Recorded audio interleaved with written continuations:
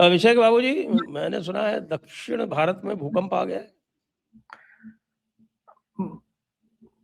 सबसे पहले सर आपको प्रणाम, आपके सभी दर्शकों को प्रणाम, नमस्कार, जय श्री राम। भूकंप तो अगर योया के स्टाइल में कहे, इसको भूकंप तो नहीं कह सकते। हाँ, कुछ सुनामी के झटके जरूर कह सकते हैं, या यूं कह सकते हैं कि सुनामी आने के संकेत है। जो कुछ भी केरला के अंदर हो रहा है, वो घटना दुर्घटना से कम नहीं है। वो इसलिए कह सकते हैं हम ऐसा कि भाई, तिरुवनंतपुरम के म्युनिसिपल कॉर्पोरेशन के चुनाव में भाजपा 50, एलडीएफ 29 और यूडीएफ 19। ये जो है, ये संकेत तो अच्छे नहीं। अब तो ये भी नहीं कह सकते कि सर 100% लिटरेसी, सर वहां पे बीजेपी नहीं आई सर। ये 100% लिटरेसी स्टेट वाले भी संघी हो रहे हैं सर। क्या ये देखिए धुरंधर का? साहब, त्रिवेंद्रम तो मेयर बन गया पक्का है। हाँ, क्योंकि पक्का पक्का। क्योंकि वहां 101 सीटें हैं, 100 सीटों पर चुनाव हुआ है, उनमें से 50 बीजेपी जीत चुकी है, बस बिल्कुल 2 बिल्कुल। अदर्स हैं। मेयर और बन गया मन। चुनाव, देखिए एलडीएफ और यूडीएफ एक साथ नहीं आ सकते वहां पे। क्यों? क्योंकि अगले 3-4 महीने में चुनाव है। तो इसलिए भैया, त्रिवेंद्रम तो बन गया, और शशि थरूर ने यूडीएफ को बधाई दे दी, साथ में बीजेपी को भी बधाई दे दी। लो, अब कर लो, आप लो, कर लो बात। सर क्या बात करें सर, बड़ी अच्छी तस्वीर वायरल हो रही है शशि थरूर की एक किसी मोहतरमा के साथ।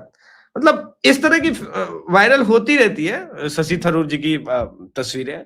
हैं उतने हैंडसम तो है पॉलिटिशियन में, महुआ मोइत्रा जी के साथ भी वायरल हो रही थी एक समय में।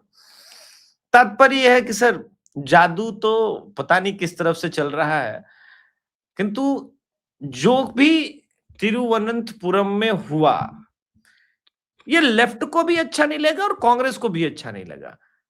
मैं जब ये रिजल्ट आ रहे थे तो सोच रहा था ये हुआ क्यों।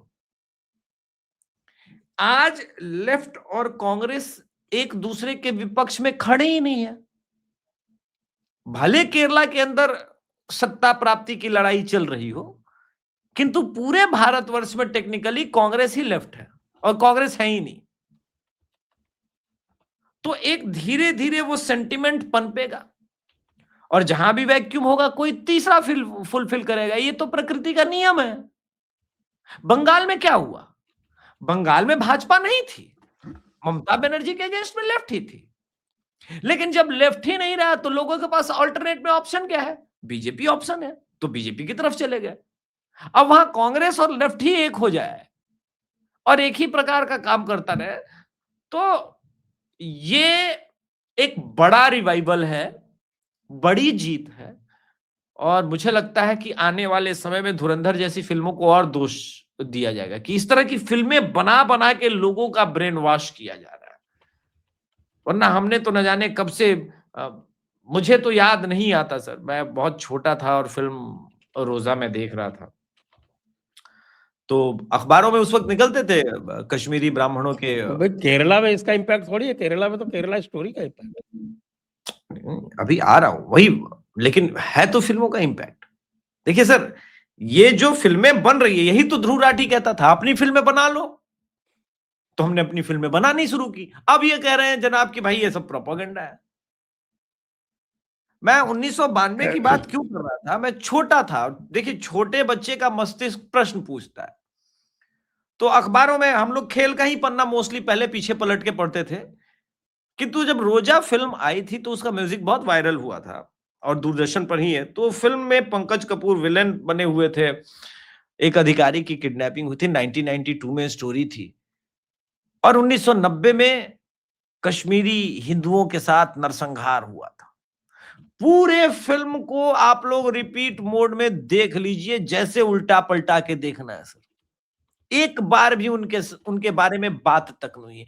उल्टे, वो तो भाई, वो तो ओहो, ऑप्रेस्ड लोग हैं, वो ऑप्रेस्ड लोग हैं, यस, दैट्स उत्पीड़ित माय हैं। Whole point. उनका आपने उत्पीड़न किया है, तो वो उत्पीड़न के कारण, शिक्षा की कमी के कारण, इन कारणों से वो आतंकवादी बनते हैं। कोई मजहब की वजह से थोड़ी बनते हैं। आप ही क्या बात करते हैं?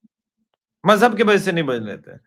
मतलब वो कसाब की जगह रमेश था और जय श्री राम का नारा लगा रहा था क्या वहां पे? और ये हम फिल्म में दिखा देते तब तो कहा जाता अरे रे रे क्या मास्टरपीस फिल्म बना दी है भाई, साला प्रकृति के नियमों को ही उलट दिया।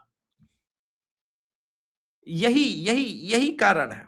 आप देखिए अब जहां भी पूरे देश में हिंदू है, केरला में जितना है हिंदू अभी भी है ना, उसके अंदर का आत्मसम्मान जगेगा। नरेंद्र मोदी जी चेतना जगा रहे हैं।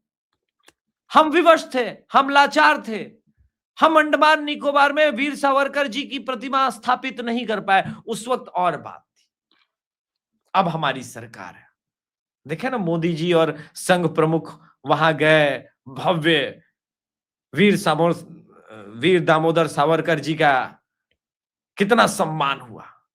लेकिन एक गड़बड़ है उस स्टैचू में भाई, वो मुझे पसंद नहीं आया। बताइए क्या?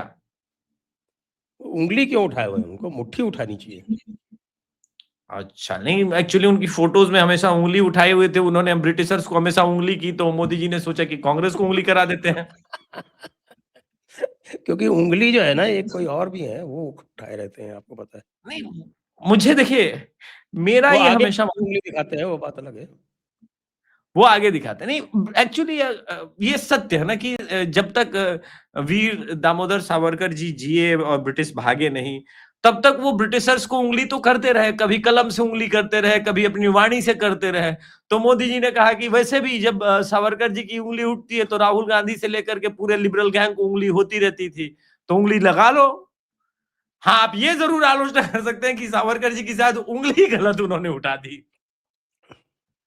तो सावरकर साहब की उंगली ऊपर उठी हुई है, और जिनकी मैं बात करता हूँ उनकी उंगली जो है वो आगे दिखाती है, रास्ता दिखाती जी रहती है भाई। कौन सा रास्ता दिखाती है वो पता नहीं। आजम दोनों खान ही कुछ उंगली। कहा करते थे उस बारे में। मैं आजम खान की बात से बिल्कुल इत्तेफाक नहीं रखता। उर्दू सीख रहा हूँ सर, आप लोग के संगत का असर है। Very good, very good. ये तो बहुत अच्छा काम कर रहे हैं।